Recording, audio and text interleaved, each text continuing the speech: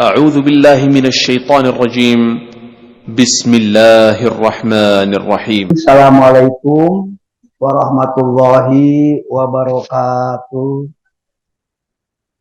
Alhamdulillahirabbil alamin. Wassalatu wassalamu ala asyrofil anbiya'i wal mursalin Sayyidina Muhammadin wa ala alihi wa ashabi ajma'in. Amma ba'du. Bapak dan Ibu hadirin rahimakumullah yang hadir di Masjid An-Nur maupun yang mengikuti dari kediaman masing-masing. Malam ini kita akan melanjutkan kajian Al-Quran tafsir tahlili ayat surat Al-Baqarah ayat 31 sampai dengan 32 dengan judul Nalar dan Sains Keunggulan Manusia atas Malaikat. Inilah ayat yang akan kita bahas malam ini. Kita akan meminta Al-Mukarram nih qori kita Ustadz Bidin ya untuk membacakan surat Al-Baqarah ayat 31 32 Ustadz. Silakan Ustadz. أعوذ بالله من الشيطان الرجيم بسم الله الرحمن الرحيم وعلم آدم الأسماء كلها ثم عرضهم على الملائكة فقال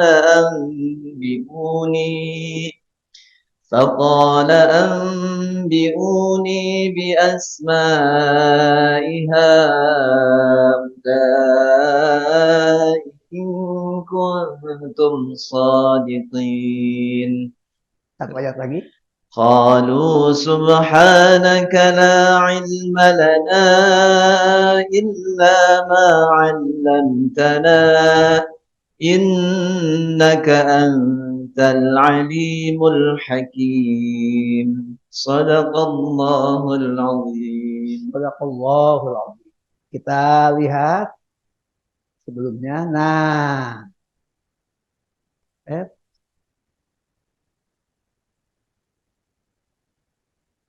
ini fasilitas pendukung Adam. Nabi Adam itu oleh Allah diangkat, ditetapkan sebagai khalifah Allah di muka bumi. Pada diri Nabi Adam itu dewi fungsi. Ada dua fungsi. Fungsi pertama, fungsi kehambaan. Maka Adam seperti kita semuanya adalah Abdullah, hamba Allah. Nah ini disebut al-ubudiyah, fungsi kehambaan. Tapi ayat kemarin yang kita bahas ayat 30 memberikan mandat fungsi yang kedua, yaitu khilafatullah, khalifah Allah di muka bumi. Sudah kita kupas. Untuk menjadi khalifah itu Allah memberikan fasilitas pendukung. Apa saja fasilitas pendukung yang Allah berikan kepada Adam, diberikan kepada Bani Adam. Kalau Bani Adam itu manusia. Bani itu artinya keturunan Adam. Kita manusia. Apa fasilitas pendukung yang Allah berikan kepada Nabi Adam dan kepada Bani Adam? Inilah fasilitas pendukungnya. Yang pertama, untuk menjadi khalifah itu Allah berikan akal. Akal ini kemudian bisa digunakan untuk berpikir. Sehingga dia punya nalar. Nalar itu pikiran. Bukan sekadar pikiran, tapi juga bisa logika. Logika itu tertib berpikir. Logis. Logis itu masuk akal. Jadi yang pertama, fasilitas pendukungnya adalah akal yang bisa digunakan untuk berpikir sehingga manusia menjadi makhluk memiliki nalar. Yang kedua, dengan nalar itu manusia bisa memahami sains. Apa itu sains? Ini ilmu pengetahuan, nanti akan kita bagi. Tetapi pada waktu yang sama, Allah memberikan ruh. Ini intinya. Sehingga manusia memiliki kehidupan. Kemudian Allah berikan nafs, jiwa. Dan terakhir Allah berikan kalbu. Inilah fasilitas pendukung yang Allah berikan kepada Adam dan Bani Adam. Pada ayat 31, Allah memberitahukan tentang bagaimana Adam diberitahu tentang kemampuan untuk mengidentifikasi benda-benda. Nah, inilah sains pertama nih. Kita akan baca secara harfiah. Bismillah. Wa 'allama, dan Allah, dia nih, di sini dia. Tapi yang maksud dia itu Allah telah mengajarkan Adama kepada Adam. Wa 'allama Adama, dan Allah telah mengajarkan kepada al-asma'a, nama-nama. Nama itu sebenarnya bagian daripada identifikasi. Mengidentifikasi itu merinci, lalu memberikan labeling gitu. Berikan identitas, nama-nama. Kullaha, seluruhnya. Nah, ini sains ini, pekerjaan sains ini ada langkah-langkahnya. Salah satunya mengidentifikasi. Setelah diidentifikasi, setelah diberi nama, diidentifikasi itu dikelompokkan, itu ada rumpunnya, ada keluarganya, ada jenisnya, itu hasil identifikasi. Summa aradahum, kemudian ditampilkan, dipresentasikan. Nama-nama itu kepada malaikat. Dipresentasikan kepada malaikat. Nah, lalu malaikat diminta, ambiuni, coba kamu give me information gitu. Kasih tahu dong kepadaku informasi. Ini namanya apa? Bi asma'i haula'i. Bi asma'i, tentang nama-nama, haula'i, benda-benda, tuh jenis-jenis yang ada di bumi dan di langit itu diidentifikasi. Tuh, ternyata malaikat tidak bisa. Tidak sanggup. Gitu. In kuntum, jika kamu sekalian shodikin, benar. Benar itu apa? Benar kemarin bahwa mestinya yang menjadi khalifah itu bukan makhluk yang bisa menumpahkan darah di bumi. Tersirat mestinya para malaikat yang pekerjaannya bertasbih, sujud, dan ruku. Tapi oleh diuji. Gitu. Nah, sampai di sini, inilah penjelasannya lebih jauh. Nah, Adam, Nabi Adam maksudnya, apa yang Allah lakukan kepada Nabi Adam? Yang pertama, ayat tadi menjelaskan Allah mengajarkan sains kepada Adam. Di mana nih ilmu pengetahuannya? Yaitu salah satu metodologi dasar, mengidentifikasi. Mengelompokkan kan ini, lalu dikasih ini, misalnya ini benda langit apa saja. Oh, ada bintang, bulan, matahari. Lalu ini dikasih kosmologi, dikasih pengelompokannya apa. Oh, ini bumi itu dibagi dua, ada daratan, ada lautan, dibagi dua dulu. Nah, ini darat dibagi lagi, terus apa saja makhluknya, apa saja kualifikasinya, lalu laut gimana. Nah, itu semua namanya mengidentifikasi. Lalu masing-masing diberi label yang sudah diidentifikasi. Oh, ini namanya darat, ini laut. Ini laut itu gimana jenisnya, gimana kualitasnya, gimana macam-macamnya, gimana makhluk hidupnya di sana, di darat bagaimana. Itu yang dimaksud dengan identifikasi. Yang kedua, Allah meminta Adam menunjukkan kemampuan mengidentifikasi nama-nama benda itu kepada para malaikat. Tadi diminta untuk arobo itu mempresentasikan, menampilkan. Lalu setelah dipresentasikan, ya malaikat tidak mendapatkan ilmu tentang identifikasi ini. Jadi nggak bisa jawab dong. Allah berfirman, wahai para malaikat, sebutkan kepadaku nama semua benda-benda ini jika kamu benar bahwa kamu lebih pantas menjadi khalifah di bumi dibandingkan dengan Adam. Pertanyaannya, mengapa yang unggul itu nalar dan logika lebih dulu? Itu. Nah, ini untuk sains dulu itu. Tapi nanti ketika ruh, jiwa, dan kalbunya diisi dengan iman, maka jadilah lengkap. Dia memahami sains, melahirkan apa disebut dengan ilmu pengetahuan dan teknologi, disingkat jadi iptek, ya. Tapi juga karena ruh, jiwa, dan kalbu diisi dengan iman, maka akan melahirkan iman dan takwa. Oleh sebab itu kita rumuskan menjadi iptek dan imta. Nah, ini jadi keren. Iman dan takwa menjadi bobot manusia karena dia memiliki nalar, mampu menggunakan nalar untuk melahirkan sains, tapi di backup oleh sesuatu yang mendasar, itu iman dan takwa. Inilah yang disebut ini cendekiawan muslim, ini ulul albab, ini ulama. Tapi ketika dia hanya iman dan takwa, tidak bisa menggunakan nalar dan sains, ini akan menjadi umat yang beriman tapi rendah, tidak bisa membangun peradaban. Tapi ketika sains saja tanpa iman, dia akan di sains yang sekuler. Pintar di bidang sains dan teknologi, tapi tidak tahu bagaimana menata hidup. Karena dia tanpa iman, tanpa takwa. Itu kira-kira penjelasannya. Mana yang terbaik? The best choice for us adalah integrated, memadukan.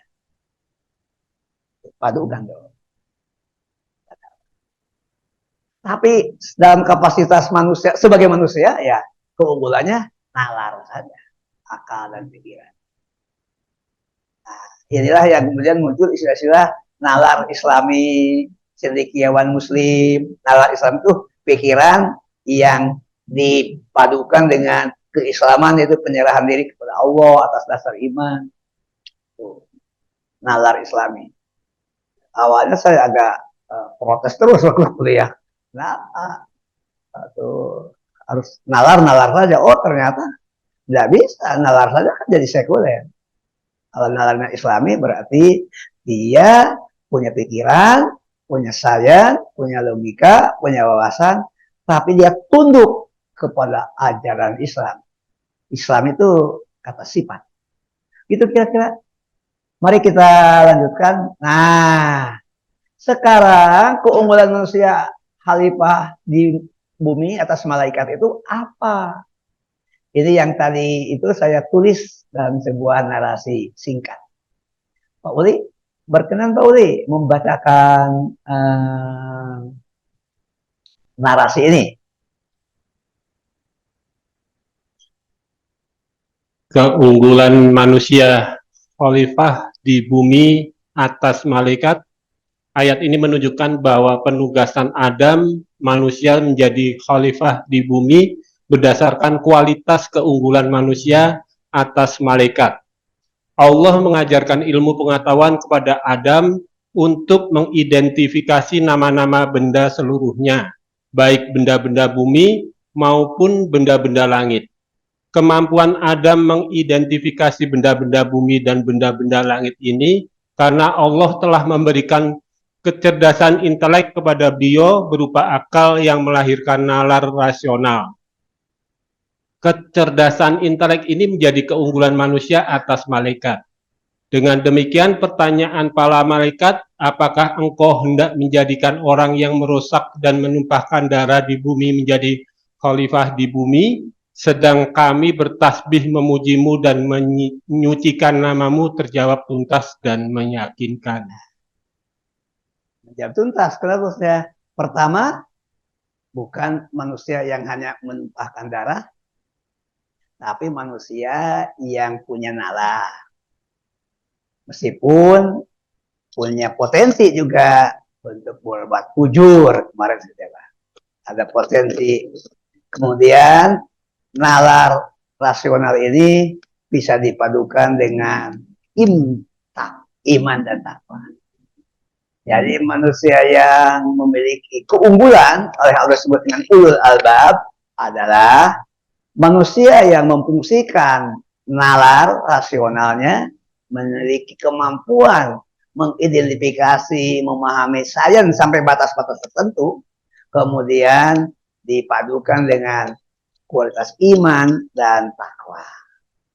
Nah, inilah yang akan sukses menjadi khalifah. Lahir batin, fungsi kehambaan terlaksana karena iman dan takwa, fungsi khalifah terlaksana karena dia memiliki kecerdasan. Inilah sebabnya mengapa kita berpikir untuk mengubah Indonesia lebih baik harus memilih pemimpin yang jelas-jelas dia punya sains. Ijazahnya jelas, S1-nya dari mana, S2 dari mana, S3 dari mana, dan tidak hanya S2 formalitas, punya kapasitasnya ya untuk menjelaskan masalah sosial, masalah ekonomi, masalah politik. Dia punya kemampuan iman dan takwa nggak? Bisa dia menjalankan sholat dengan baik nggak? Bisa jadi imam nggak? Bisa jadi khotib nggak? Bisa ceramah agama nggak? Nah, kalau dua-duanya bisa memenuhi, memang tidak sempurna, tapi kualifikasi yang kita diskusikan ada. Inilah yang harus kita pilih untuk memimpin bangsa. Ya, itu kira-kira. Jadi mengapa kita harus membantu ini? Saya dalam konteks menjelaskan ayat supaya bisa dipahami, bisa dihubungkan, supaya kita terselamatkan dari pasat, dari kebinasaan, dari kehancuran. Ini bangsa bisa pasat. Ini kalau negeri ini pasat, habis riwayatnya, nggak sampai 100 tahun. 100 tahun itu nanti 17 Agustus 2045 itu baru bisa 100 tahun. Itu. Baik. Sekarang kita beralih ke ayat 30. Ustaz, tafadhal dilanjutkan kembali pembacaannya. Walaupun tadi sudah, tapi akan kita uraikan yang ini. Bismillahirrahmanirrahim. Qalu subhanaka la ilma lana illa ma 'allamtana innaka antal alimul hakim. Sadaqallahul azim. Terima kasih Ustaz. Ini para malaikat menjawab. Sikap malaikat ini mencerminkan kerendahan hati. Satu, malaikat juga menggambarkan kejujuran. Malaikat bersikap objektivitas. Ini juga kualitas-kualitas ini perlu dimiliki oleh kita untuk melengkapi kualitas iman dan takwa tadi. Qalu, para malaikat berkata, qalu subhanaka, maha suci engkau ya Allah. Jadi ketika malaikat kemudian mengatakan, oh ternyata dugaan kami meleset, dugaan kami keliru, itu maka malaikat menjawab dengan subhanaka. Subhanaka itu kalau haknya itu namanya domir orang kedua mukhatab diganti dengan Allah jadi subhanallah. Kan engkau itu Allah. Jadi malaikat katakan subhanallah. Maha suci Allah. Allah lebih tahu, Allah lebih paham, Allah lebih bijak, Allah lebih punya perencanaan.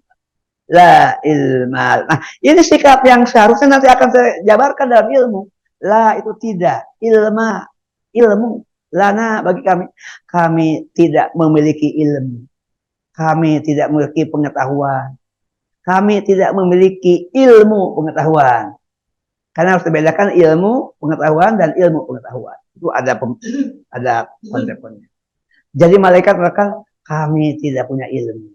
Illah kecuali ma'alam tanah. Apa yang kau ajarkan kepada kami. Jadi malaikat memahami nihilisme. Nihilisme itu tidak memiliki pengetahuan apapun tentang hidup ini. kecuali yang diajarkan Allah. Jadi malaikat sedang menyebutkan sumber ilmu, yaitu Allah. Ini. Itu namanya sumber ilmu. Bahwa kita punya ilmu, sebetulnya pada dasarnya bukan hanya malaikat, tapi seluruh makhluk. La ilma lana. Tidak memiliki ilmu. Kalau toh kita memiliki ilmu, karena Allah memberikan nalar, lalu memberikan proses pembelajaran, ada yang melalui langsung Allah ilhamkan, ada yang tidak melalui proses pembelajaran disebut ilmu laduni, ada yang melalui proses pembelajaran, tapi ada yang langsung dari Allah, ada yang dibimbing belajar, ada yang, nah itu tentang cara, nanti akan saya kuliahkan sedikit lah tentang ilmu. Innaka, lalu ini keyakinan malaikat, sesungguhnya engkau ya Allah, anta, hanya engkau ya Allah. Kenapa tekan anta? Ini takkid, taukid apa? Taukid itu dari akada, akid itu taukid, menguatkan. Al-alimu, yang maha tahu, dengan pengetahuan yang luas, mendalam, lengkap, menyeluruh. Al-alim itu Al-Hakim, tapi bijaksana. Nah, kita bisa menirukan sampai batas tertentu, memiliki pengetahuan dengan kebijaksanaan. Begitu. Nah, mari kita sekarang menjelaskan tentang ilmu, tadi sepintas. Ilmu. Kita lihat nih ilmu. Ilmu itu tentu kalau dilihat dari ilmu syaraf, ilmu tentang etimologi, syaraf itu asal usul kata, juga morfologi itu tentang bentuk kata. Syaraf dalam linguistik modern dua ilmu etimologi dan morfologi. Tapi punya makna namanya semantik. Gimana nih? Ilmu itu ain lam mim. Coba ilmu. Ilmu itu ain lam mim. Sekarang pasangannya ada. Tapi beda susunannya. Amal. Kalau amal itu ain mim lam. Maka Allah meminta ilmu itu harus diamalkan. Amal itu pakai ilmu. Ini pendekatannya dari sisi ilmu syaraf. Namanya dari ilmu syaraf at-tasrif al-kabir. Ada ilmu tersendiri. Cukup banyak kemampuan yang seperti itu, kita ilmu saja dulu. Maka ilmu itu satu. Yang pertama, ilmu tentang wahyu. Ilmu tentang wahyu, ilmu tentang Al-Quran. Lalu melahirkan cabang-cabangnya. Cukup banyak.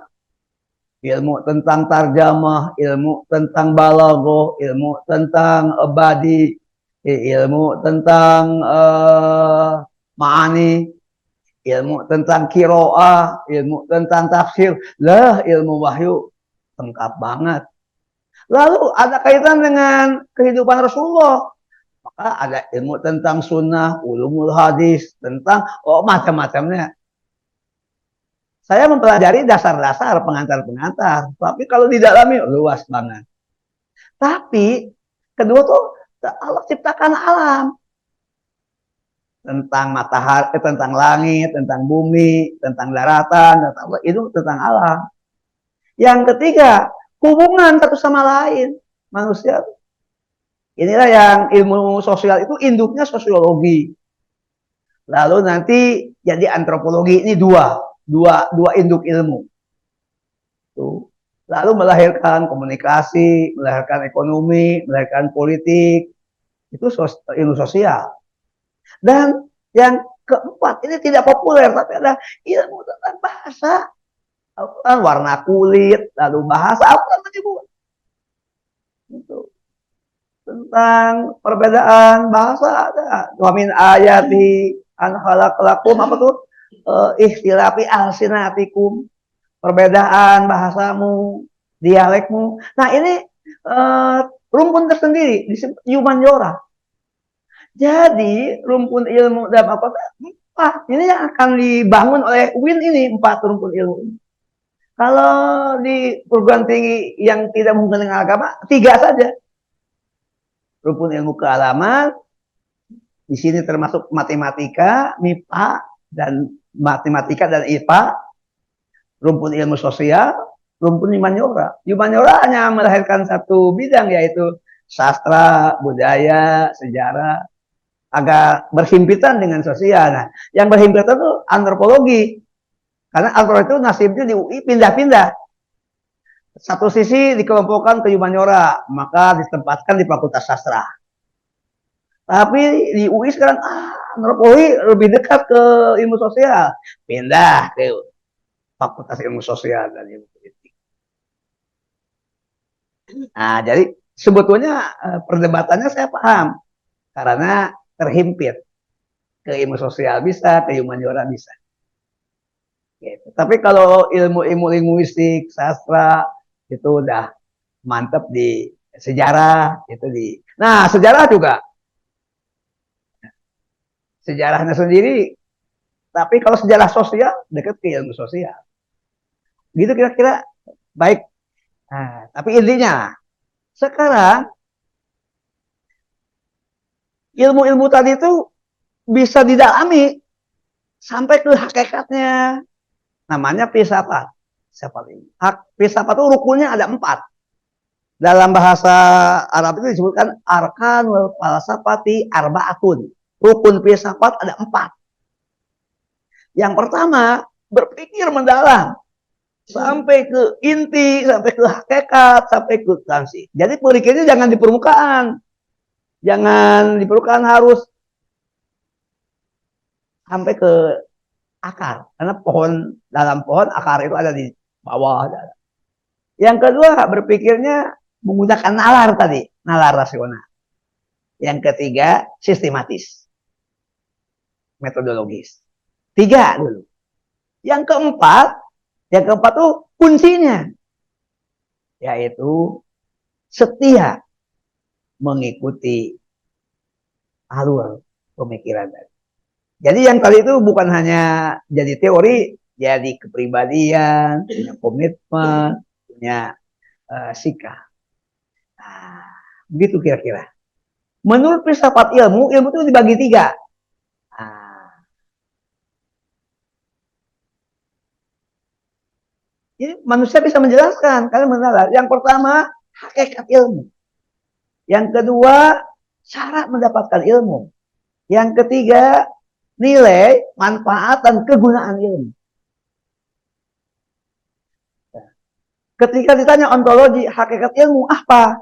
Nah, kalau orang yang tidak menggunakan ayat, ilmu hasil pemikiran, ilmu rasionalitas, keliru. Bukan itu hakikat ilmu. Al-Quran itu hakikat ilmu itu adalah Allah yang mengajarkan kepada manusia. Jadi ilmu itu adalah transformasi. Ilmunya Allah diberikan kepada manusia. Bedanya ilmunya Allah mutlak, ilmu manusia terbatas. Jadi ilmu itulah kebaikan Allah kepada manusia. Itu. Beda kan pandangannya.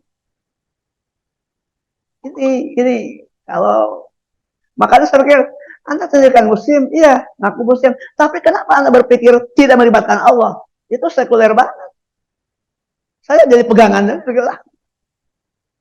Ini perdebatan kami ini. Setiap hari Jumat, saya berdua dengan Profesor Andi Faisal Bakti, berdua membimbing 6 orang kandidat doktor. Diskusi seberapa jauh dia nulis proposal, mengintegrasikan komunikasi. Tapi saya harus melihat dari sisi ayat, dari sisi Al-Quran. Pak Andi dari ilmu komunikasi berdua.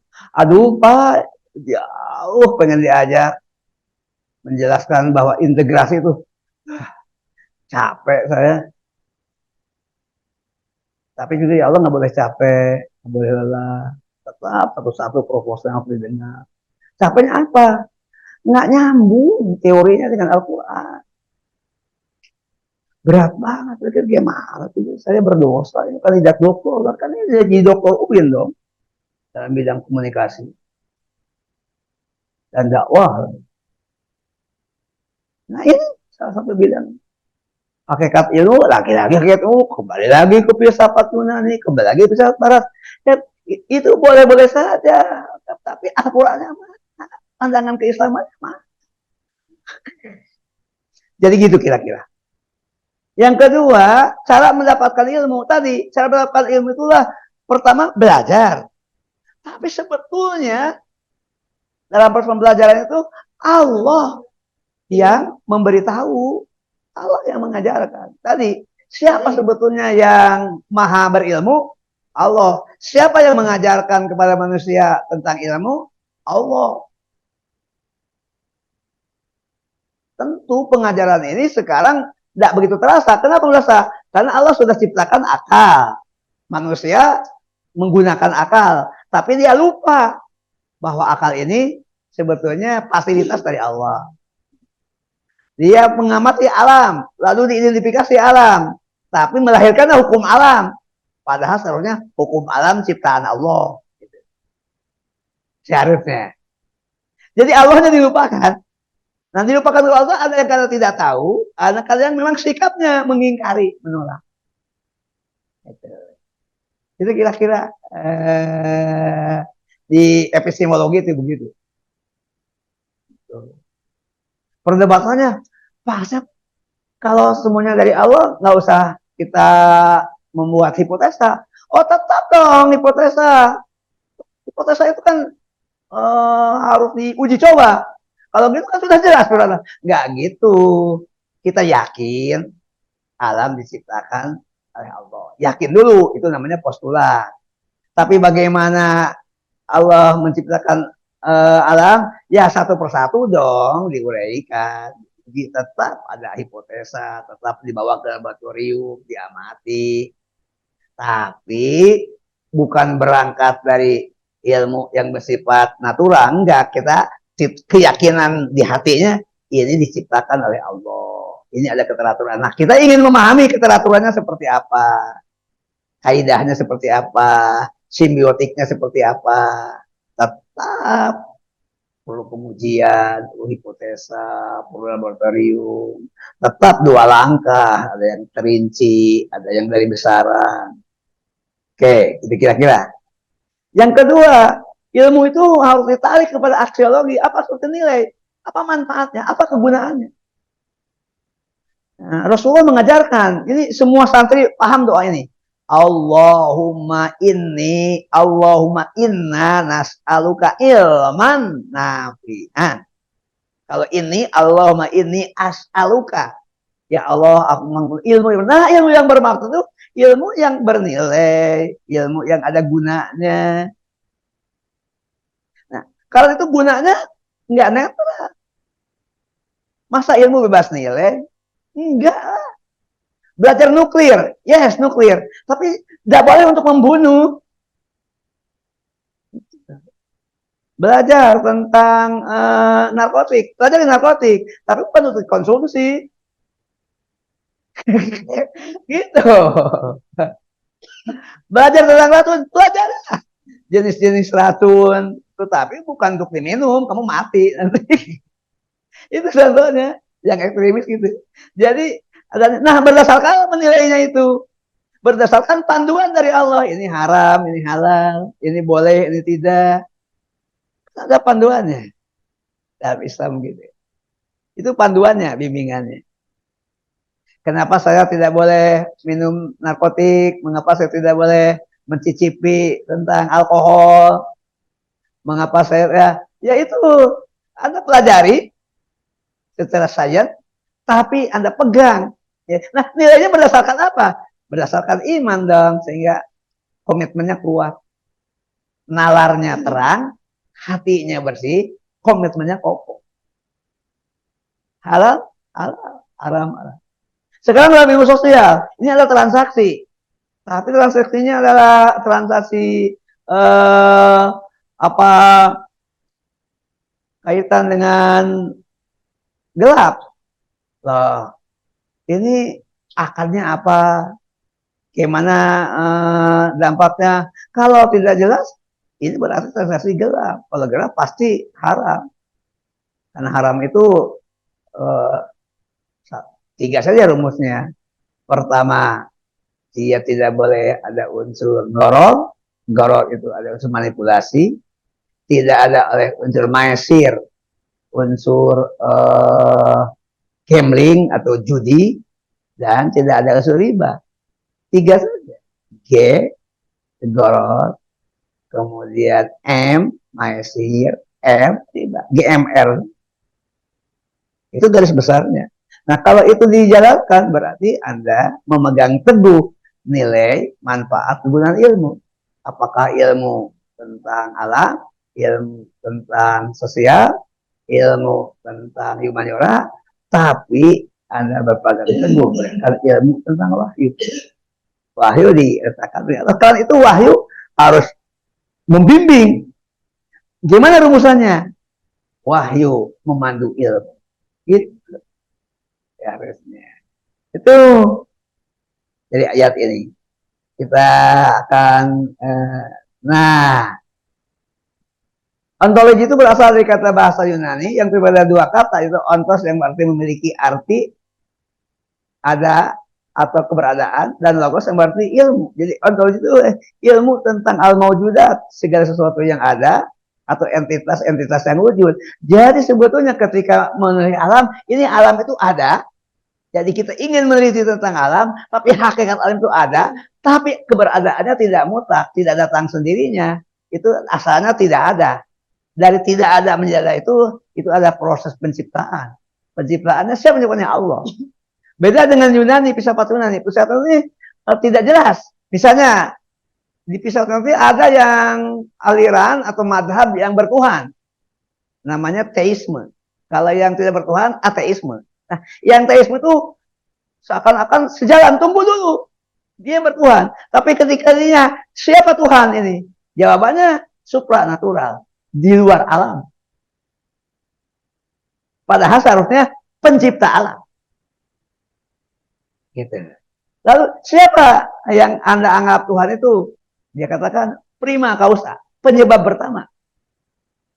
Mestinya bukan penyebab pertama. Khaliq, pencipta. Dari tidak ada menjadi ada. Itu kira-kira. Epistemologi itu cara mendapatkan ilmu. Ada yang dengan macam-macam caranya. Ada yang belajar dari garis besarnya, ada yang belajar detailnya, ada yang belajar dipadukan. Tapi tetap saja hakikatnya yang memberi ilmu Allah. Gitu. Lalu tadi aksiologi, yaitu apakah nilai itu tadi harga, manfaat, dan kegunaan ilmu secara universal. Nah, ini kira-kira.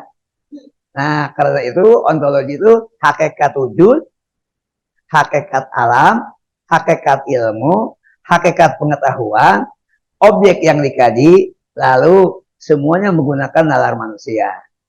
Nah, ini kira-kira garis besarnya. Dah, kita singkat aja karena ini materi kuliah di kampus ini. Nah, sekarang perkembangan ilmu pengetahuan Islam itu gimana? Ini dibagi 3. Yang pertama integrasi holistik. Itu dibangun ketika kaum muslimin memegang kekuasaan, yaitu mulai abad ke-7, abad ke-8, abad ke-9, abad ke-10, abad ke-11, abad 12. Keren, kaum muslimin berapa abad? 7, 8, 9, 10, 5 abad memimpin dengan integrasi holistik. Ilmu itu sebagian berambil dari Yunani, tetapi ke Eropa. Nah, antara Yunani dan Eropa itu ada jembatan. Itu kaum muslimin. 5 abad. 5 abad. Tapi setelah 1258 kaum muslimin jatuh, disimbolkan kekhalifahan Baghdad dihancurkan oleh Hulagukan, itu maka kaum muslimin mengalami disintegrasi, pecah, konflik. Kemudian tentang ilmu juga muncul, yang wajib saja fardu ain. Udah ambil 3 saja yang wajib. Ilmu tauhid, ilmu fikih, ilmu tasawuf, akidah, syariah lah. Yang lain nggak perlu dipelajari. Nah, ilmu kedokteran nggak perlu. Matematik nggak usah, fisika nggak usah, udah 3 aja perluain. Ilmu tentang iman, ilmu tentang syariah, ilmu tentang akidah. Kalau dirinci, ilmu tauhid, ilmu fikih, ilmu tasawuf, dah 3 saja cukup. Konflik kaum muslimin, ya ampun. Tuh.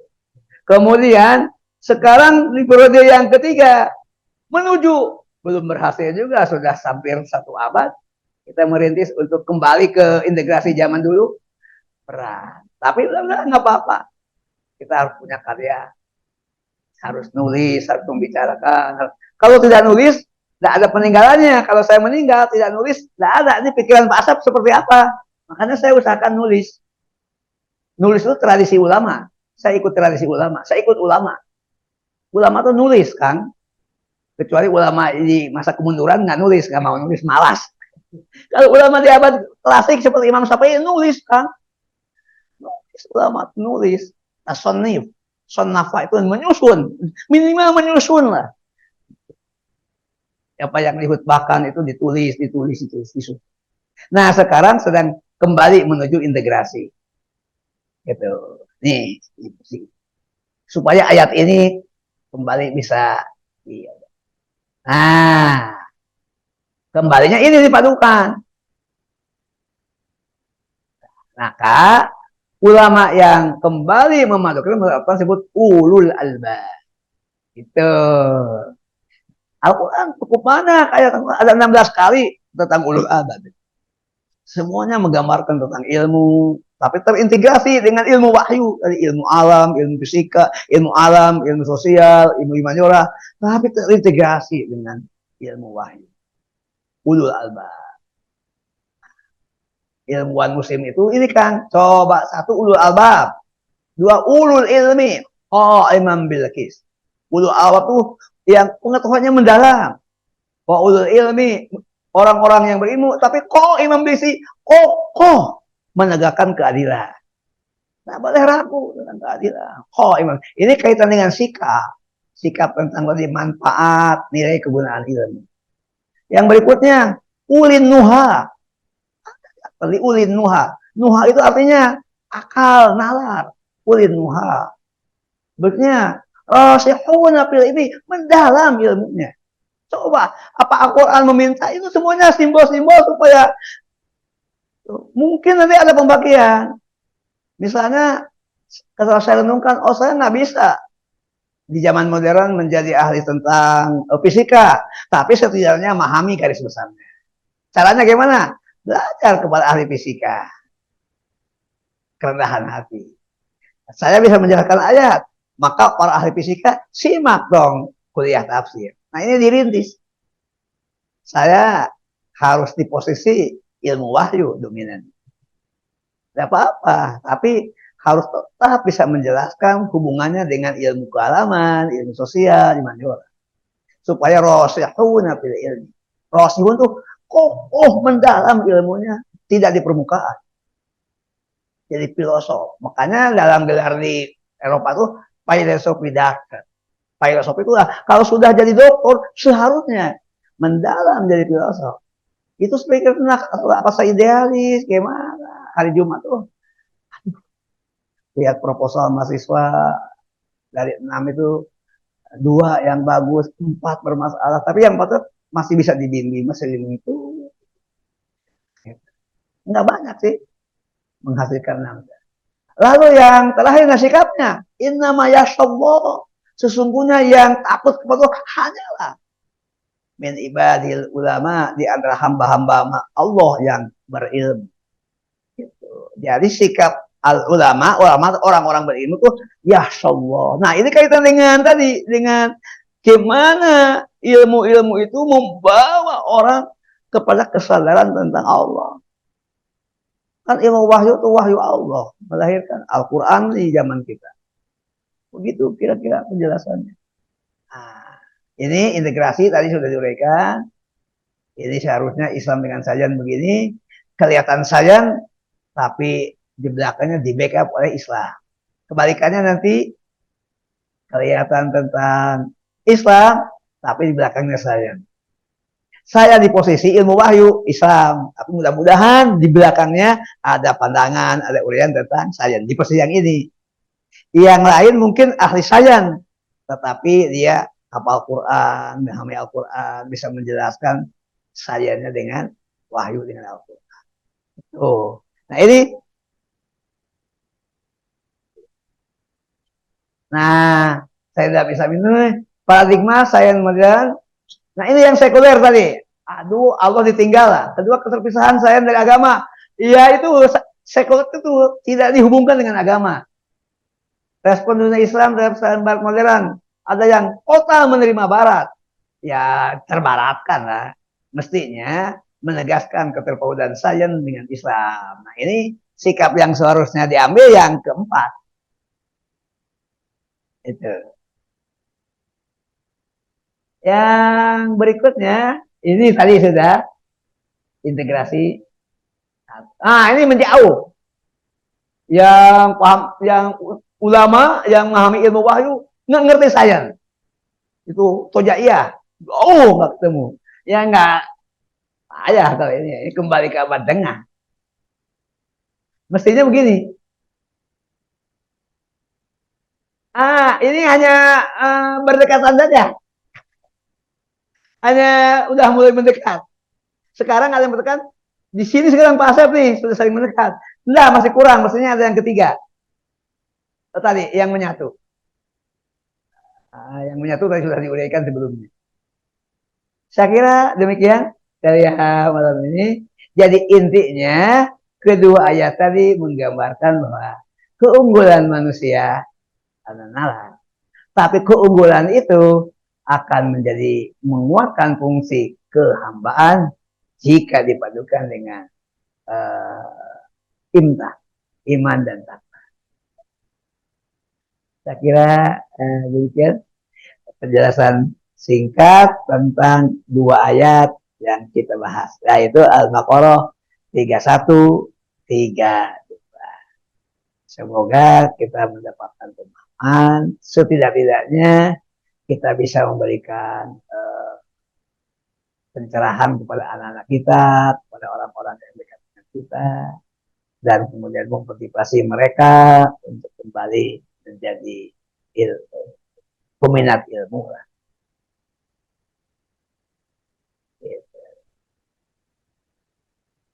Itu silakan. Masya Allah. Mangga silakan.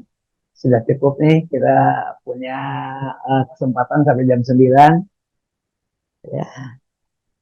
Sekarang udah jam 9, maksudnya jam itu mati ya yang di. Assalamualaikum warahmatullahi wabarakatuh. Waalaikumsalam warahmatullahi wabarakatuh. Silakan Pak. Ya, terima kasih Profesor. Sekarang di zaman saat ini sekarang ini banyak para ulama itu juga menganjurkan kalau mau jadi mengajarkan ilmu kepada turunan kita, anak-anak kita, mau mendapatkan kedekatan ke surga, belajarlah Islam secara kafah. Akhirnya bahasa seperti itu, betul, saya memang sebetulnya kafahnya itu harus dijelaskan sebagaimana. Kalau dia cuma belajar ilmu wahyu aja, terus dunia ini kapan majunya? Penerapan implementasinya tidak ada. Padahal kalau menurut saya, ilmu yang tadi Bapak jelaskan itu semua termasuk ilmu alam, ya kan? Ilmu sosial, itu ilmu Allah semua. Ya, betul kan? Tapi harusnya belajar semua ilmu, tapi ilmu-ilmu alam semua itu harus didasari dengan ilmu Allah. Jadi tidak boleh pisah. Gitu loh. Jadi ilmu alam harus, jadi jangan sampai kita mengambil salah satunya, tadi contoh ya, ilmu-ilmu kedokteran. Banyak ngambil dari barat. Padahal pertama kali kedokteran itu ditemukan oleh orang Islam. Tadi, ya betul kan? Bahasa seperti gitu. Ilmu matematika. Ya kan banyak ditemukan, tapi tidak pernah diambil sebagai suatu dasar. Ini akhirnya terputus ilmu Allah dengan ilmu ini. Nah itu akhirnya antara ilmu wahyu sama ilmunya sains yang lain itu terputus, seakan-akan ini dianggap sekuler. Padahal sebetulnya tidak sekuler. kalau itu semuanya didasarkan dengan ilmu Allah. Nah, pengajar-pengajar sekarang seperti itu bahasanya. Nah, kebetulan juga saya dengar banyak di dalam pengajian-pengajian juga, mereka banyak menganjurkan ya kalau membawa anak-anak kita masukin pesantren. Kalau semuanya di pesantren gimana mau belajar ilmunya? Makanya Islam kalah kayak di Palestina gitu, di goblok-goblokin. Ya maaf ya, sekarang Palestina bangkit, buka mata, gitu kan? Nah, kalau dia udah buka mata, buktinya Israel nggak ada apa-apanya kan? Seperti itu. Yang tadinya Israel merasa dibangga-banggain dengan ilmu-ilmunya Israel seperti Yahudi seperti itu. Tapi ternyata ada apanya. Nggak ada apa-apanya. Setelah Palestina berbuka mata dengan pemuda-pemuda yang sekarang berjihad. Gitu loh. Nah, ini yang kita sebetulnya dibutakan oleh orang-orang ya Yahudi dan bangsa-bangsa Rom semua juga seperti itu. Nah, kita selalu dipisahkan antara diri dulu. Belajarlah ini ke pesantren. Ya kalau pesantren, iya. Tapi ilmu-ilmu lain juga harus dipelajarin. Kalau enggak, kapan kita majunya? Gitu loh. Nah, ini yang selalu sebetulnya paradigma ini termasuk juga para pengajar juga tidak selalu mengambil dari wahyu ini. Nah, ilmu ini selalu dasar. Jadi anak-anak tuh selalu diingatkan tentang wahyu gitu loh. Ini selalu yang kalau saya dari sampai sekarang belajar pun juga selalu ngambil dasar dari Barat, selalu dari Barat. Tapi dasar utamanya nggak pernah diambil gitu. Seakan-akan ilmu Barat itu lebih utama dari ilmu Islam. Gitu loh Pak Profesor. Terima kasih. Iya, pertama saya setuju, itu harus menjadi kesadaran. Tapi tetap harus dirinci detailnya. Misalnya, dirinci apa dulu? Kembali, pelajaran yang pertama yang harus dimulai itu dihafal Al-Quran. Tapi penghafalan ini dibimbing. Setelah penghafalan, jelaskan.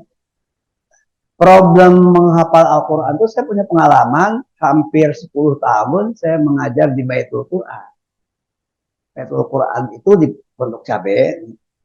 Ini pasca tahfidz. Jadi santri-santri yang sudah hafal Al-Quran, apakah yang sudah sarjana, apa masih tingkat SLA, atau baru SLA, itu mereka di posisi sudah tahfidz, tapi tidak bisa menerjemahkan, tidak tahu artinya.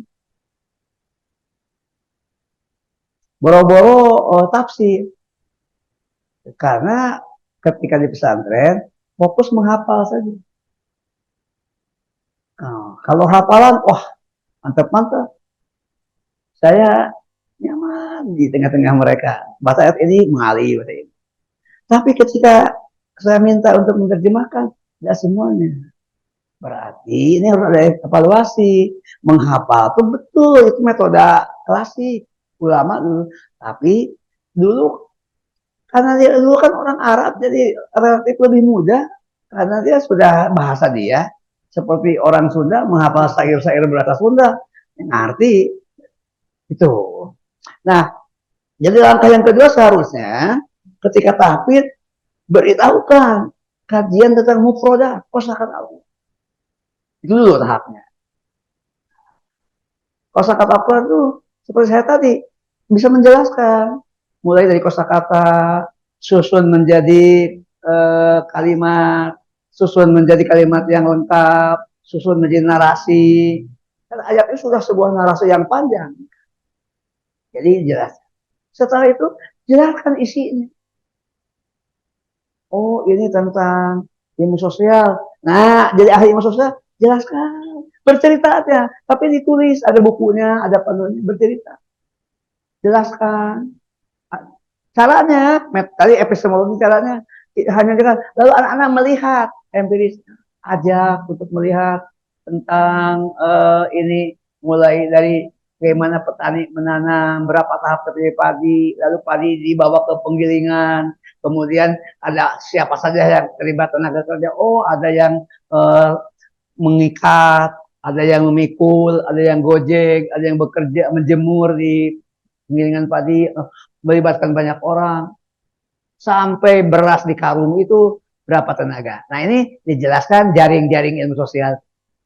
Setelah itu kemudian jadi beras, sampai di meja makan kita siapa yang mengerjakan. Itu Al-Ghazali sudah mulai berpikir begitu.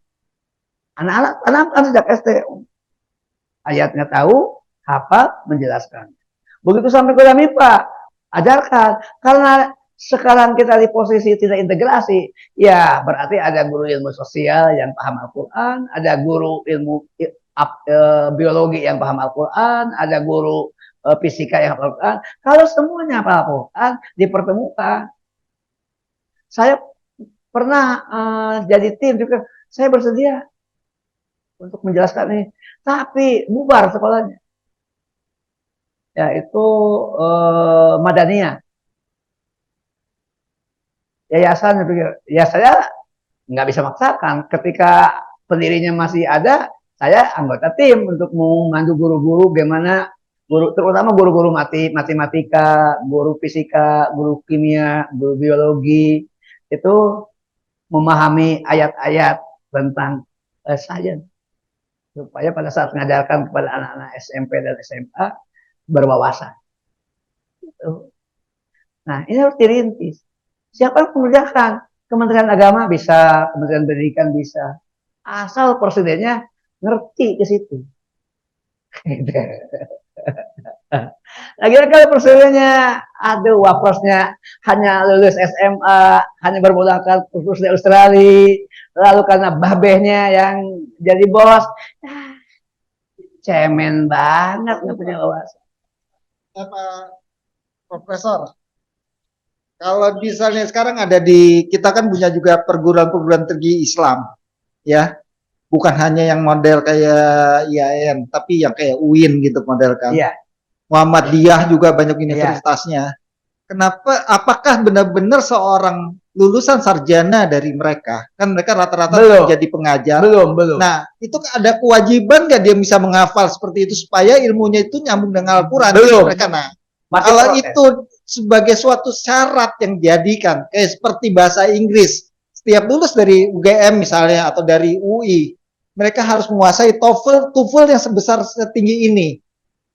Kenapa itu nggak jadi syarat di dalam? Kalau bahasa Arab iya. Bukan bahasa Arabnya, tapi tentang hubungan wahyunya tentang. Belum. Nah, itu kalau itu bisa jadi suatu syarat, mungkin apa yang dicita-citakan Pak Asep tadi, Bapak tadi sebagai jadi seorang cendekiawan yang mempunyai wawasan Islam, itu akan mungkin bisa tercapai. Jawabannya gini, belum jadi kebijakan, hanya orang per orang. Nah, kalau itu jadi kebijakan dari suatu perguruan, kalau kebijakan Menteri Agama, Islam, Menteri Pendidikan, Presiden. Enggak, di ini Pak, di universitasnya sendiri, ya kebijakan untuk lulusan mereka punya kebijakan harus menguasai tentang gitu loh. Maksud saya, jadi ada penyebabnya. Kenapa belum? Pertama, itu karena yang menjadi pemimpin UIN lulusan Barat juga. Itu kuncinya. Lulusan Barat itu sedikit menganggap rendah terhadap lulusan Timur Tengah.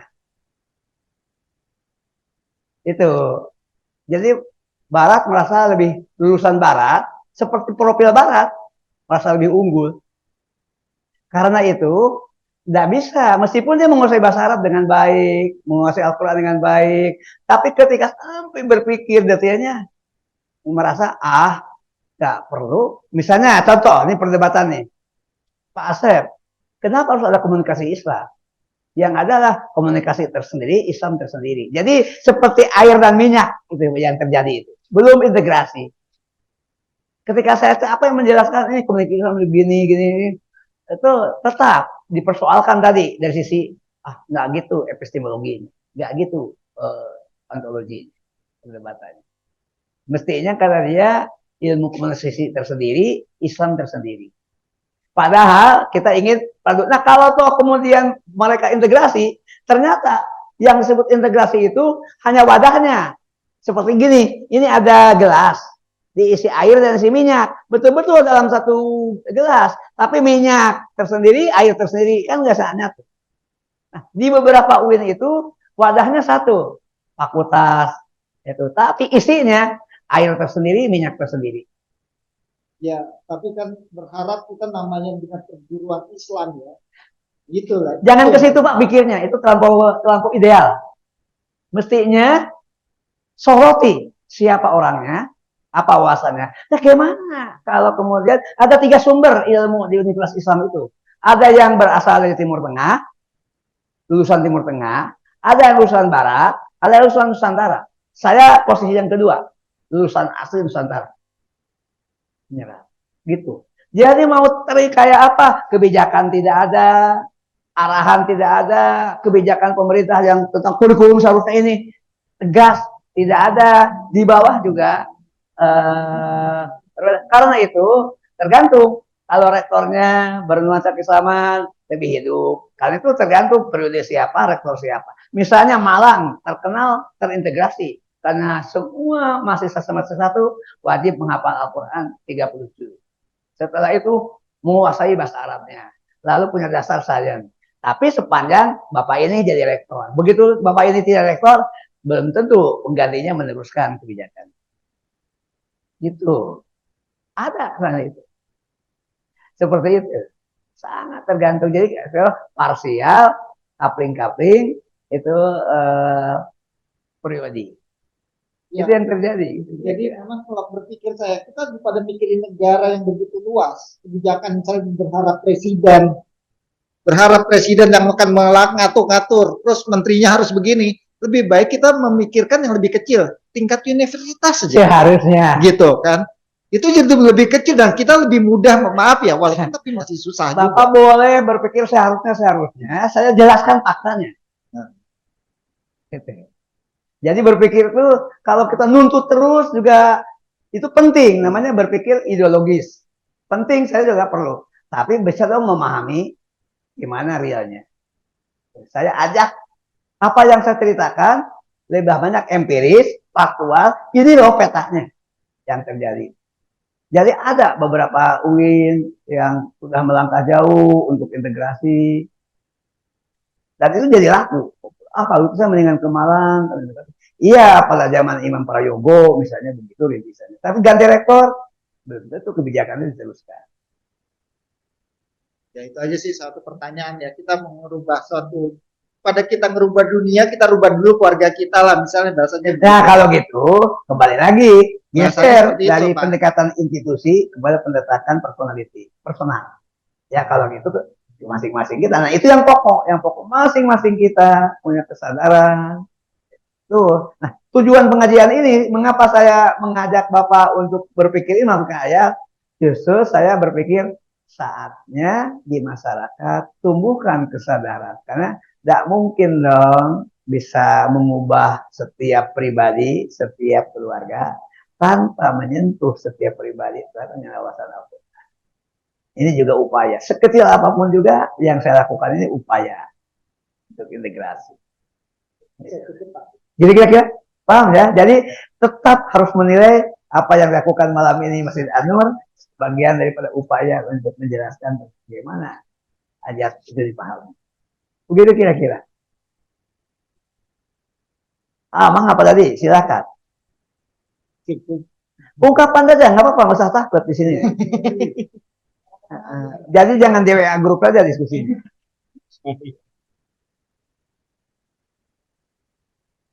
Sedikit nggak apa-apa orang.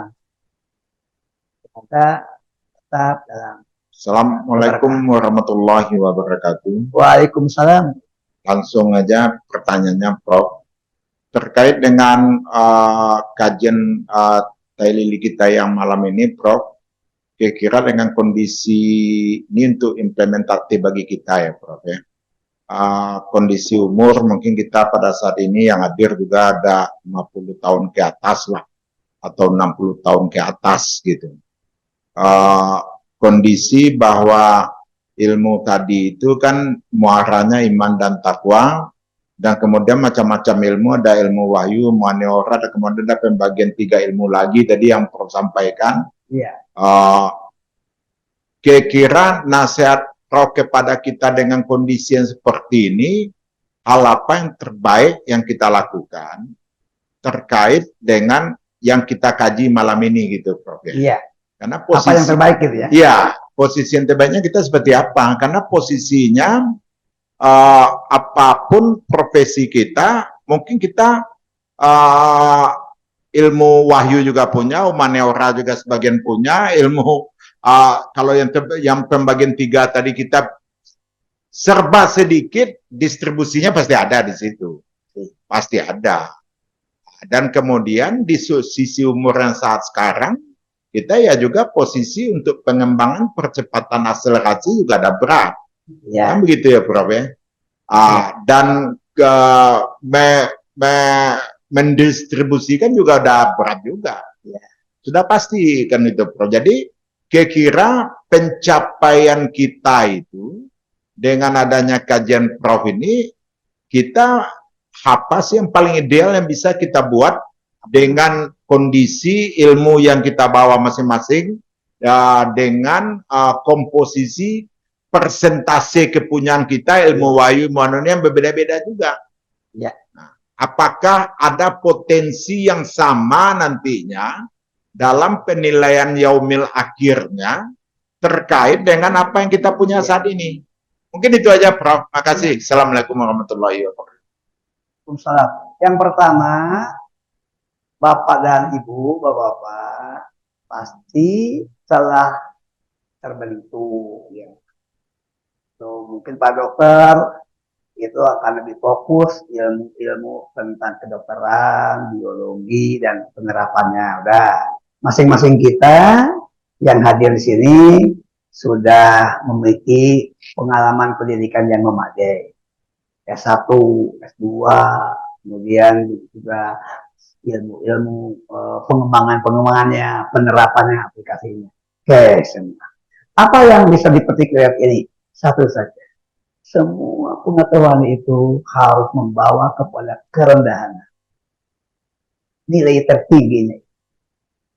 Lalu kerendahan hati, bahwa ilmu itu ternyata luas, yang kita terima itu sedikit. Itu nilai itu di sisi aksiologi tadi akan membentuk manfaat dan kegunaan. Nilai, manfaat, kegunaan. Yang kedua, ilmu yang saya miliki itu memang saya yang belajar, tapi pada intinya Allah yang memberikan. Gitu. Kemudian yang ketiga, oleh sebab itu dengan segala yang saya miliki, ya Allah, saya bersyukur. Sudah diberikan, sudah mendapatkan. Karena itu, semoga yang ada itu tetap memberikan manfaat, memberikan guna bagi orang banyak. Jangan pelit dengan ilmu. Harus bermanfaat, berguna, berorang banyak. Untuk masing yang paham tentang biologi, yang paham tentang fisika, yang paham tentang hukum, yang intinya ada spirit untuk memberikan kepada sesama. Manfaat itulah yang nanti akan bernilai jariah. Manfaat itulah yang bernilai sodako. Manfaat itulah yang akan mencerahkan sesama. Dan itu yang disebut dengan aksiologi. Ada nilainya, ada manfaatnya, ada kegunaannya. Apa muaranya? Kita menjadi pribadi-pribadi yang menurut Allah, kamu telah menjadi hambaku yang mendekat kepada aku. Tapi kamu juga telah menjadi khalifah yang turut memberikan ilmu kepada sesama. Itu saja. Insya Allah. Gitu. Untuk kita yang mungkin usia sudah di atas 60, itu terus dan tidak boleh berhenti untuk terus mencerahkan, berbagi dengan sesama. Sekecil apapun juga ilmu, boleh menurut negara sudah purna tugas, sudah pensiun, itu administrasi kenegaraan, administrasi kepegawaian. Tapi untuk berbagi, untuk peduli, tidak ada pensiun. Selagi hayat di kandung badan. Spirit itulah yang akan mengenalkan namanya literasi, mencerdaskan umat, mencerdaskan sesama sepanjang hayat. Long life education, learning forever. Gitu, mencerahkan. Insya Allah hidup kita menjadi ulul albab. Wawasannya mendalam, lalu bersyukuri apa yang sudah diberikan, dan terus bersyukurnya dengan memberikan. Karena itu Kata Sayyidina Ali, orang yang mengajarkan satu huruf pun adalah seorang guru.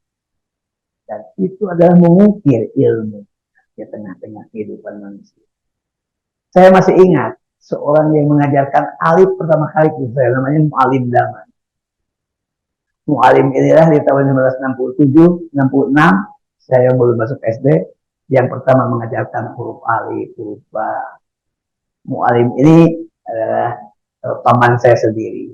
Sebetulnya yang adik bapak saya itu istrinya paman ini. Istrinya Mu'alim ini adik bapak saya. Tapi Mu'alimnya mengajarkan juga. Ketika diceritakan dia menangis. Asep masih ingat ya, Mang yang mengajarkan. Iya memang. Mang yang pertama mengajarkan huruf alif, huruf ba, tulis di madrasah gini ya. Di tahun 66. Ya, dengan tetes air mata setelah dia usianya senja, katakan udah tugas. Dia seorang guru agama. Ya pensiun. Dia hanya berharap semoga terus mengalir manfaat. Iya, insya Allah. Dan tolong anak-anak Man digerakkan supaya berilmu. Itu berarti semoga ya. Dan semuanya ada satu yang tertarik menjadi apa yang mendalami ilmu sampai program S2, sedang lulus program dokter. Jadi tradisi-tradisi itu yang tetap harus dihidupkan. Dan di kampung ternyata hidup dari langgar ke langgar, dari musola ke musola. Ya saya respect kepada mereka, saya hormat kepada mereka. Tanpa mereka sudah lama mati ilmu agama. Nggak boleh merendahkan mereka. Meskipun hanya mengajarkan ilmu wahyu, satu huruf, tidak apa-apa. Tapi sekarang lengkapi menjadi sebuah ensiklopedia yang lengkap. Alif itu harus dilengkapi dengan bidang-bidang lain. Terus saja. Gitu kira-kira. Nah, semangat ini kalau hidup, ya kita jadi ikut melestarikan ilmu-ilmu keislaman, ikut mencerdaskan generasi yang lebih muda. Tidak harus menjadi guru, tapi kita menjadi pribadi-pribadi yang mencerahkan sesama. Gitu kan. Jadi Ustaz, jangan berkecil hati Ustaz, terus mengabdi sesuai dengan bidang Ustaz. Itu Allah juga yang memilih dan menentukan seseorang membidangi bidang apa. Memang awalnya ada tahapan-tahapan pilihan manusia, tapi di bilik pilihan manusia siapa yang menentukan? Misalnya saya sering berpikir gitu, kalau dulu saya masuk SMP, udah saya nggak ke UI lah, ke UI juga bisa. Nah itu kan sombong, dan itu tidak mungkin diulang. Nggak boleh sombong. Itu kan kadang-kadang. Tapi kan sejak awal ibu saya mengharapkan pesantren, pesantren, pesantren. Syukuri saja apa yang sudah didengarkan. Dulu pagi ini cerita, saya mundur ke lulus SD, kepala sekolah itu minta saya masuk SMP. Kalau nggak di negeri, di swasta saja, ada apa-apa. Di PGRI, di kota kecamatan. Tapi ibu saya keras. Enggak. Anak saya itu mau masukkan ke pesantren. Ya, kita syukuri saja lah pilihan ibu. Nah, itu sebetulnya pilihan ibu tuh di belakangnya ada iroda Allah, ada rahasia Allah. Demikian. Mangga, ada yang disampaikan Pak?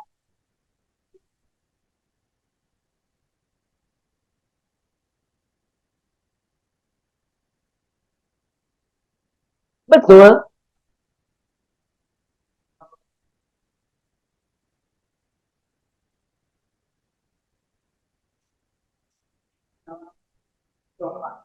Kenapa?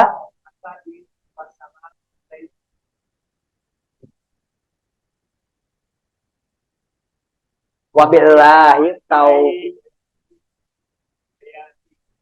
Di sini kenapa berubah jadi domah? Oh, kan kalimatnya sudah. Oh, baik, baik. Pertama, sebetulnya sampai wahidayah titik. Tapi saya nulisnya nggak pakai titik. Karena yang saya tulis berdasarkan ucapan. Seharusnya pakai bahasa tulisan ada titik. Iya. Betul. Itu satu jawabannya. Karena itu wabillahi dan atas dasar Allah. Bi itu dengan ada dua pengertiannya. Bi bisa berarti sebab, ini Allah yang menyebabkan. Kesadaran bahwa tidak bisa berbuat apapun tanpa Allah. Wabillahi dan dengan Allah, oleh Allah, atas dasar Allah. At-taufiqu. Wabillahi taufiqu. Bukan. Oh, itu mubtada. Wabillahi jadi khobar. Subjek predikat. Taufiqu. Dan seharusnya dibaliknya begini, ini kalimatnya elipsis. Elipsis itu susunan predikat dikedepankan, subjek di belakang. Seharusnya at-taufiqu billah, wat-taufiqu billah. Gini seharusnya. Kalau susunan biasa, ada dua susunan. Ini jadi kuliah bahasa, ada apa-apa. Ada dua susunan. Susunan biasa, misalnya ini, wat-taufiqu billah. Kita mendapatkan taufik karena Allah, gitu. Taufik itu Allah memberikan bimbingan, memberikan ilmu, memberikan kesempatan. Saya datang ke sini, itu taufik oleh Allah. Gitu. Nah, itu susunan biasa. Tapi biasanya di sini susunannya elipsis. Elipsis itu Allah dikedepankan. Kenapa Allah dikedepankan? Ada maksud, yaitu itu maksudnya tasis. Allah dikedepankan, hanya Allah yang memberikan taufik. Tekanan dan fokus. Karena itu wabillahi taufiq. Kalau susunan biasa dan taufik itu karena taufik dan hidayah itu karena Allah. Sini dulu. At-taufiqu wal hidayatu billah. Jadi wa taufiq wawunya ke sini. Wa taufiqu wal hidayatu billah. Taufik dan hidayah itu oleh Allah, dari Allah. Gitu. Tapi kan susunan elipsis dikedepankan wabillahi taufiqu wal hidayah. Titik. Setelah itu titik sini. Lalu tutup wassalamualaikum warahmatullahi wabarakatuh. Ini tunggu dulu, ada penggabungan berapa nilai? 1 salam, 2 rahmat, 3 berkah. Gabung. Salam, rahmat, berkah. Salam itu dunia akhirat. Rahmat dunia akhirat. Berkah dunia akhirat. Karena itu ini nggak bisa diucapkan kepada seorang yang kafir, yang jelas-jelas kita tahu beda agama dengan kita. Tidak bisa. Karena kalau dia tetap dalam kekafiran sampai mati, nggak bisa dapat salam, nggak bisa dapat rahmat, nggak bisa dapat. Nggak bisa. Caranya, tapi kalau ada muslim, ada bukan muslim, ya dicapan aja salam. Karena itu pada awalnya saya di UI punya pengalaman, ada saya sebut nama lah, tidak apa-apa, ada ke dokter baik, Pak Beni, itu mayor jenderal polisi, dokter, dosen, diskusi dengan saya baik. Kalau Pak Beni sendiri masuk ruangan, ada Pak Beni, selamat siang Pak Beni, selamat sore, oke. Tapi kalau di dalam ruangan dosen itu ada Sabto muslim, bukan, ada Dora muslimah, ada siapa lagi, ada Ade, kemudian saya assalamualaikum, walaupun ada Beni. Pernah nanya, Pak Asap kalau tadi masuknya selamat siang lagi, sekarang assalamualaikum kok nggak konsisten? Lihat situasi, itu ada Pak Beni sendiri. Itu kalau ada siapa lagi tuh ada, saya lupa, ada staf yang bukan muslim, saya selamat siang sore. Tapi kalau ada kalian yang muslim, kalian kan doa kan dengan salam ini. Boleh gitu. Makanya kalau umum ada satu orang ada muslim, boleh kita sapa. Iya, awalnya Beri suka assalamualaikum, tapi melihat saya diam saja nggak menjawab, dia pinter. Selamat pagi Pak Asep, ya selamat pagi Pak. Gitu. Ini udah aman. Dibentuknya nggak usah pakai diskusi kayak gitu. Lihat aja Pak Ari. Akhirnya dia tahu. Oh, Pak Asep itu toleran, Pak Asep itu fleksibel, tapi prinsipal. Nggak apa-apa, memang mesti harus begitu. Tapi mulai proses panjang, empiris dulu. Uji coba dulu masuk. Udah biar kita konsisten saja. Lama-lama tahu, keres. Nah, udah nggak persoalan. Ketemu di mana-mana, ketemu lagi. Tiba-tiba saya juga kaget. Saya jadi narasumber di Lemhanas. Oh, Lemhanas mengundang. Ya datang lah. Tiba-tiba Benny jadi narasumber juga. Pak Benny. Oh, ya ketawa-ketawa. Ini kolega saya di UI. Kaget orang. Pak, punya orang UIN. Iya, Pak. Orang yang mana sih ini? Tapi saya, teman Pak Benny, pikir saya tuh tim mengajar di UI. Ya gimana memang faktanya tim mengajar. Dia mengajarkan terorisme dari segi perspektif kepolisian, saya dari segi ajaran Islam. Gimana teror itu yang benar? Kamu itu jadi teroris juga, lebih jahat daripada teroris. Kalau kamu jadi aparat negara tapi tidak menegakkan hukum, kan nah bisa ngajarkan gitu di UI. Buat saya tuh memperluas dakwah saja. Kalau di masjid kan muslim semua, kalau di situ mahasiswa saya macam-macam agamanya bisa saya jelaskan. Gitu Pak kira-kira ya. Nah, jadi sekarang paham. Nah itu semua dipelajari dalam gramatikal. Namanya ada ilmu nahu, ada ilmu nahu lah. Kalau tadi kalau Ibu Sorop itu kaitan dengan bentuk kata. Tapi kalau sintaksis, susunan, itu tarkib, itu nahu. Maka silahkan sini Ustaz bisa mengajarkan ilmu nahu di bapak-bapak ini ada pelajaran bahasa Arabnya. Yang tertarik ada ilmu nahu. Tapi nahunya Al-Quran ya.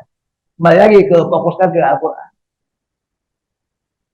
Maka silakan Pak Adam, Pak Erwin. Cukup? Masih ada? Maka silakan Pak Dadi. Assalamualaikum. Waalaikumsalam warahmatullahi wabarakatuh. Di dalam keilmuan dalam Quran itu sering disebut ada istilah ulil albab, ada juga ulil nuha. Ya. Pengertian ulil albab dan asal usul kata ulil albab itu apa? Oh, terima kasih. Assalamualaikum. Kalau secara umum maksudnya adalah ulama atau cendekiawan atau ilmuwan. Itu secara umum. Tapi kalau secara khusus, mari kita uraikan. Ulil albab itu terdapat dua kata. Ulu artinya orang-orang yang memiliki. Albab itu bentuk jamak daripada lub. Lub itu artinya mendalam. Karena itu ulul albab orang-orang yang memiliki ilmu yang mendalam. Gitu. Seperti apa kedalamannya? Ustaz coba bacakan ayat Ali Imran 191 yang inna fi khalqis samawati wal ardi la ayatin lil albab alladzina yadhkuruna Allaha qiyaman wa qu'udan wa ala junubihim sampai Rabbana ma khalaqta hadza batila subhanaka faqina adzabannar. Supaya ulul albab itu tergambar seperti apa akan saya uraikan. Silakan Ustaz dibaca dulu. Suara saya kan paro-paro begini walaupun berusaha menghafal ayat. Silakan Ustaz. Bismillahirrahmanirrahim. Inna fi khalqis samawati wal ardi wa ikhtilafil laili wan nahari la ayatin li ulil albab. الذين يذكرون الله قياما وقعودا وعلى جنوبهم ويتفكرون في خلق السماوات والأرض ربنا ما خلقت هذا باطلا سبحانك فقنا عذاب النار صدق الله العظيم. Nah ini Pak, ada 16 kelompok tentang ulul albab. Ini baru satu kelompok. Dan itu juga tidak ayat kalau dibaca panjang itu sampai ayat 195. Ini hanya 190, 191. 4 ayat lagi. Coba kita lihat. Inna fi khalqis samawati, sesungguhnya dalam penciptaan langit wal ardi. Jadi proses penciptaan langit, penciptaan bumi. Nah ini kan ilmu apa nih yang membicarakan penciptaan langit? Itu kan kosmologi. Penciptaan bumi mungkin tentang terbentuknya lapisan-lapisan bumi. Wahtilafil laili wan nahar, pergantian siang dan malam. Ini ilmu apa nih yang bahas tentang pergantian siang dan malam? Kan ada ilmunya tersendiri. Tapi menurut Allah itu ayat, itu tanda Allah berkuasa, tanda Allah pencipta, tanda Allah yang mengelola, tanda Allah yang punya manajemen. Bagi siapa? Bagi orang-orang yang berpikir secara mendalam. Jadi ulil albab, ya kan pemikir, tapi mendalam. Mendalam itu memasukkan pikiran, perasaan, dan rohani. 3 kecerdasan dipadukan, intelek, emosi, dan isi. Makanya ulil albab itu cendekiawan muslim, orang yang berpikir mendalam. Muslim, tapi pikiran, perasaan, dan rohani dipadukan. Untuk apa? Memahami itu penciptaan langit, penciptaan bumi, pergantian siang, pergantian malam, betul-betul menjadi tauhid, betul-betul menjadi akidah, betul-betul menjadi aksiologi untuk menetapkan keyakinan Allah yang menciptakannya, Allah yang mengaturnya, Allah itu berilmu, Allah itu berkuasa, Allah itu berkehendak, Allah itu dengan kehendak yang mutlak dan absolut. Itu satu. Dari Al-Quran, setelah dijelaskan oleh albabnya, lalu muncul ayat berikutnya tafsirnya. Maka tafsir tertinggi itu tafsir ayat dengan ayat. Itu 190, Pak. Jadi disebut lebih awal. Coba sekarang 191-nya. Nah, 191 itu menjelaskan 190. Khususnya menjelaskan ulul albab. Siapa ulul albab? Alladzina yadhkuruna Allah. Ulul albab itu yang berzikir kepada Allah. Gitu. Jadi tidak cukup zikir. Zikir berarti menyebut, meresapkan, menghayati. Zikir dibagi 2. Zikir lisan, zikir kalbu. Zikir dengan mengucap, mengingat, menyebut, merenungkan. Allah total ada 4 titik. Ada pada ucapannya, ada pada pikirannya, ada pada perasaannya. Mengakar dalam kedalaman jiwa. Kiamat ketika dia berdiri. Waqu'udan ketika dia duduk. Di ayat lain ketika dia berbaring. Jadi dalam segala perubahan hidup, zikir yang total, zikir yang berkesinambungan, karena berdiri, duduk, berbaring. Manusia gerakannya cuma 3, berdiri, duduk, berbaring dengan variasi-variasi. Gitu. Nah, setelah berzikir, wayatafakkarun, dia menggunakan nalar, pikiran. Jadi tidak cukup zikir. Kalau zikir hanya jadi hamba Allah, tapi kalau yatafakkarun jadi khalifah. Dia berpikir tentang penciptaan langit dan bumi. Berarti kan jadi ilmuwan yang mendalam. Setelah itu punya kesimpulan, Rabbana ma khalaqta hadza batila. Tuhan, Engkau tidak menciptakan ini sia-sia. Itu artinya dia punya pandangan positif. Tidak ada penciptaan sia-sia, tidak ada penciptaan kontradiktif, tidak ada penciptaan tanpa makna, tidak ada penciptaan tanpa arti. Karena batila itu kontradiktif, tidak berarti, tidak bermakna, semuanya bermakna. Cuma ada yang kita sudah ketahui manfaatnya, kegunaannya, ada yang masih harus penelitian. Maka penelitian dalam Al-Quran penting. Ini ayatnya. Sebabkan ini tidak sia-sia. Rabbana ma khalaqta hadza batila. Supaya ketahuan tidak batila, ini ada sampah. Kalau tidak dimanfaatkan, batila, terbuang. Karena itu ciptakan teknologi daur ulang. Gitu. terus saja sehingga membawa manfaat yang lebih banyak. Kan manfaat itu sebetulnya teknologi itu ada teknologi yang temuan inovasi, ada teknologi pengembangan, ada teknologi penguatan, ada teknologi daur ulang.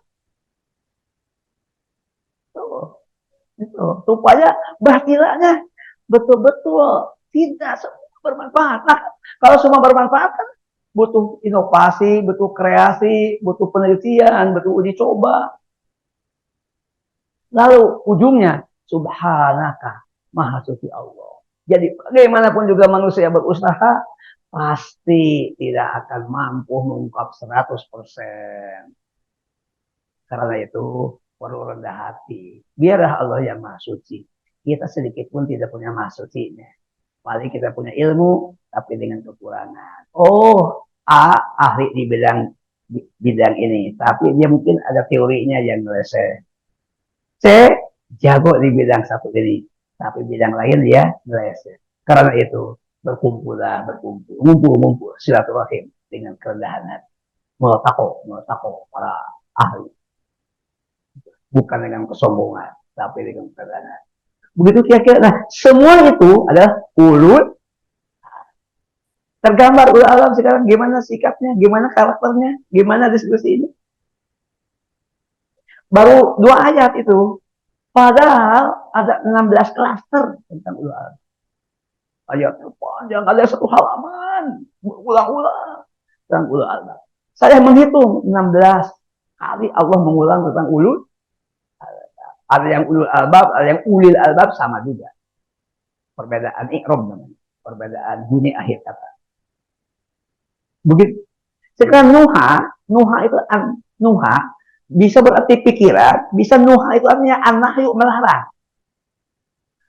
Kenapa ilmu melarang? Gini maksudnya, kalau orang mendalami ilmu sampai bersebut, oh ada yang nggak boleh dilakukan, ada yang nggak boleh dilanggar, ada yang boleh dimanfaatkan. Jadi ilmu itu tidak selalu manfaatnya dengan cara melakukannya, manfaatnya dengan cara tidak melakukannya. Bapak belajar tentang racun, tahu jenis racun. Satu hal yang dia lakukan, jangan diminum. Nah, itu namanya ulin nuha. Itu. Karena nuha itu bisa nuha itu bisa berarti akal juga, bisa nahyu. Nahyu itu melarang. Ini kan? Nahi itu kan melarang. Tanha, nahi, munkar. Maksudnya, kalau seorang memiliki ilmu, bisa kamu jangan minum obat ini, kamu bisa mati. Kamu jangan olahraga setelah makan, itu kurang baik. Kamu kalau sedang penyakit diabetes, jangan makan yang manis. Kan jangan gitu. Nah, itu ulin nuha itu namanya. Paham? Karena ilmu itu tidak selalu manfaatnya untuk diterapkan. Ada manfaat dengan tidak melakukan. Coba renungkan manfaat ilmu. Nah, kita kalau sudah umur saya datang ke dokter, sehatnya jangan. Pak, hati Pak, harus dikendalikan, jangan makan yang manis-manis. Boleh nggak lihat yang manis-manis? Seharusnya nggak boleh juga. Gitu. Kan kita sering makan yang manis ditinggal, tapi melihat yang manis masih suka. Gitu Pak. Baru 2 ya, gitu. Tapi semuanya harusnya wa'ulul ilmi qaiman. Orang-orang yang berilmu qaiman, kokoh bersikap adil. Adil itu berarti objektif. Meskipun dulur, kalau salah katakan salah. Meskipun musuh, kalau katakan benar, dia benar. Baru objektif dong. Inilah pemimpin yang keren. Oh, imam bil qist.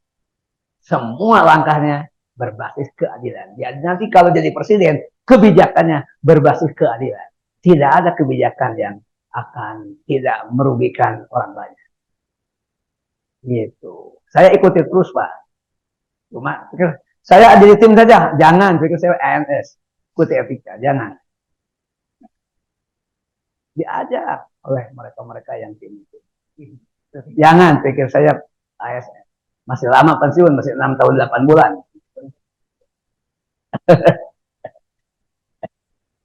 Gitu aja, jelas ya?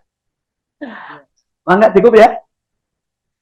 Hadirin yang terhormat, dengan segala kekurangan tentu, semoga ada butir-butir mutiara yang bisa bermanfaat bagi kita bersama, dan itu bukan datang dari saya yang terbatas, Tapi sebetulnya kembali lagi itu Allah yang memberikan sesuatu kepada kita. Semoga memberikan manfaat. Dan mari kita tutup kajian kita dengan kifal madi sama-sama. Bismillahirrahmanirrahim. Subhanakallahumma wa bihamdika asyhadu an la ilaha illa anta astaghfiruka wa atubu ilaik. Walhamdulillah. Hadanallahu wa iyyakum ajmain. Assalamualaikum warahmatullahi wabarakatuh.